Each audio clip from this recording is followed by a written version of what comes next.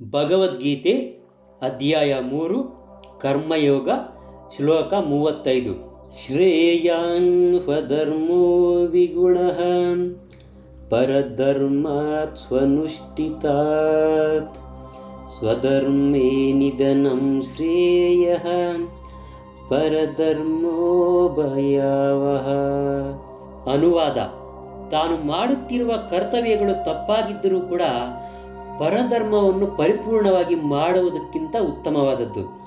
ಸ್ವಧರ್ಮದಲ್ಲಿ ತಪ್ಪು ಕಾಣಿಸಿಕೊಂಡರೂ ಕೂಡ ಮತ್ತೊಬ್ಬರ ಧರ್ಮವನ್ನು ಆಚರಿಸುವುದಕ್ಕಿಂತ ಉತ್ತಮವಾದದ್ದು, ಏಕೆಂದರೆ ಪರಧರ್ಮವು ಭಯಂಕರವಾದದ್ದು.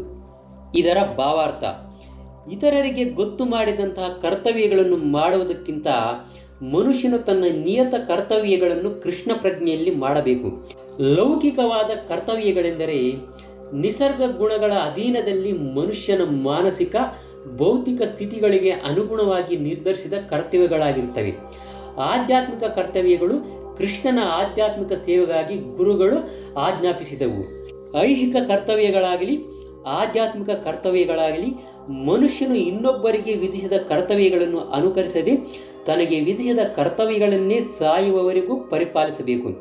ಆಧ್ಯಾತ್ಮಿಕ ವೇದಿಕೆಯ ಕರ್ತವ್ಯಗಳು ಮತ್ತು ಐಹಿಕ ವೇದಿಕೆಯ ಕರ್ತವ್ಯಗಳು ಭಿನ್ನವಾಗಿರಬಹುದು, ಆದರೆ ಅಧಿಕೃತ ನಿರ್ದೇಶನವನ್ನು ಪಾಲಿಸುವ ತತ್ವವು ಆಚರಿಸುವವನಿಗೆ ಯಾವಾಗಲೂ ಒಳ್ಳೆಯದೇ ಆಗುತ್ತದೆ.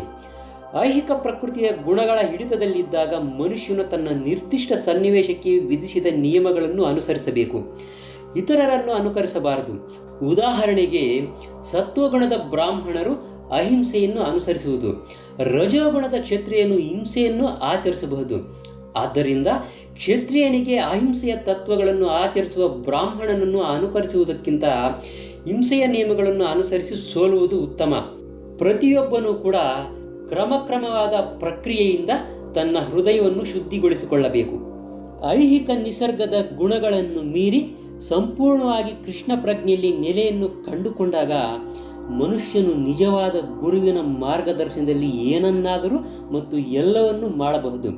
ಕೃಷ್ಣ ಪ್ರಜ್ಞೆಯ ಆ ಪರಿಪೂರ್ಣ ಸ್ಥಿತಿಯಲ್ಲಿ ಕ್ಷತ್ರಿಯನು ಬ್ರಾಹ್ಮಣನ ಕರ್ತವ್ಯವನ್ನು ಮಾಡಬಹುದು ಅಥವಾ ಬ್ರಾಹ್ಮಣನು ಕ್ಷತ್ರಿಯನ ಧರ್ಮವನ್ನು ಪಾಲಿಸಬಹುದು. ಆಧ್ಯಾತ್ಮಿಕ ಸ್ಥಿತಿಯಲ್ಲಿ ಐಹಿಕ ಜಗತ್ತಿನ ವ್ಯತ್ಯಾಸಗಳು ಅಮುಖ್ಯವಾಗುತ್ತವೆ.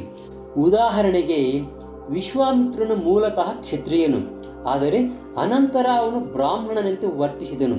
ಪರಶುರಾಮನು ಬ್ರಾಹ್ಮಣ, ಆದರೆ ಅನಂತರ ಅವನು ಕ್ಷತ್ರಿಯನಂತೆ ನಡೆದುಕೊಂಡ. ಆಧ್ಯಾತ್ಮಿಕ ನೆಲೆಯನ್ನು ಸಾಧಿಸಿದ ಅವರು ಹಾಗೆ ಮಾಡಲು ಸಾಧ್ಯವಾಯಿತು. ಆದರೆ ಐಹಿಕ ನೆಲೆಯಲ್ಲಿ ಇರುವಷ್ಟು ಕಾಲ ಮನುಷ್ಯನು ಐಹಿಕ ನಿಸರ್ಗದ ಗುಣಗಳಿಗೆ ಅನುಗುಣವಾಗಿ ತನ್ನ ಕರ್ತವ್ಯಗಳನ್ನು ಮಾಡಬೇಕು. ಜೊತೆಗೆ ಅವನಿಗೆ ಕೃಷ್ಣ ಪ್ರಜ್ಞೆ ಸಂಪೂರ್ಣ ಅರಿವು ಅನ್ನೋದು ಇರಬೇಕು. ಶ್ಲೋಕ 36. ಅರ್ಜುನ ಉವಾಚ: ಅತಕೇನ ಪ್ರಯುಕ್ತೋಯಂ ಪಾಪಂ ಚರತಿ ಪುರುಷಃ ಅನಿಚ್ಛನ್ನಪಿ ವಾರ್ಷ್ಣೇಯ ಬಲಾದಿವ ನಿಯೋಜಿತಃ. ಅನುವಾದ: ಅರ್ಜುನನು ಹೇಳುತ್ತಾನೆ, ಹೇ ಕೃಷ್ಣನೇ, ಮನುಷ್ಯನು ಇಷ್ಟವಿಲ್ಲದಿದ್ದರೂ ಕೂಡ ಬಲಾತ್ಕಾರದಿಂದ ಪಾಪ ಕಾರ್ಯಗಳನ್ನು ಮಾಡಲು ಯಾವುದರಿಂದ ಪ್ರಚೋದಿತನಾಗುತ್ತಾನೆ. ಇದರ ಭಾವಾರ್ಥ: ಪ್ರತಿಯೊಂದು ಜೀವಿಯೂ ಕೂಡ ಪರಮಪ್ರಭುವಿನ ವಿಭಿನ್ನ ಅಂಶ. ಆದ್ದರಿಂದ ಅದು ಮೂಲತಃ ಆಧ್ಯಾತ್ಮಿಕವಾದದ್ದು, ಪರಿಶುದ್ಧವಾದದ್ದು ಮತ್ತು ಎಲ್ಲ ಐಹಿಕ ಕಲ್ಮಶಗಳಿಂದ ಮುಕ್ತವಾದದ್ದು. ಆದ್ದರಿಂದ ಮನುಷ್ಯನು ಈ ಐಹಿಕ ಜಗತ್ತಿನ ಪಾಪಗಳಿಗೆ ಒಳಪಟ್ಟಿಲ್ಲ. ಆದರೆ ಐಹಿಕ ನಿಸರ್ಗದ ಸಂಪರ್ಕದಲ್ಲಿದ್ದಾಗ ಮನುಷ್ಯನು ಮರು ಆಲೋಚನೆ ಮಾಡದೆ ಅನೇಕ ಪಾಪಗಳನ್ನು ಮಾಡುತ್ತಾನೆ. ಕೆಲವೊಮ್ಮೆ ತನ್ನ ಇಚ್ಛೆಗೆ ವಿರುದ್ಧವಾಗಿ ಪಾಪಗಳನ್ನು ಮಾಡುತ್ತಾನೆ. ಆದ್ದರಿಂದ ಜೀವಿಗಳ ವಿಕೃತ ಬುದ್ಧಿಯನ್ನು ಕುರಿತು ಅರ್ಜುನನು ಕೃಷ್ಣನಿಗೆ ಕೇಳಿದ ಪ್ರಶ್ನೆಯು ತುಂಬ ಭರವಸೆಯಿಂದ ಕೂಡಿದೆ. ಕೆಲವೊಮ್ಮೆ ಜೀವಿಯು ಪಾಪವನ್ನು ಮಾಡಲು ಬಯಸದಿದ್ದರೂ ಆತನು ಕ್ರಿಯೆಯಲ್ಲಿ ತೊಡಗಬೇಕಾಗುತ್ತದೆ. ಆದರೆ ಪಾಪ ಕರ್ಮಗಳನ್ನು ಅಂತರಂಗದಲ್ಲಿರುವ ಪರಮಾತ್ಮನು ಪ್ರಚೋದಿಸುವುದಿಲ್ಲ. ಇದಕ್ಕೆ ಬೇರೊಂದು ಕಾರಣ ಉಂಟು.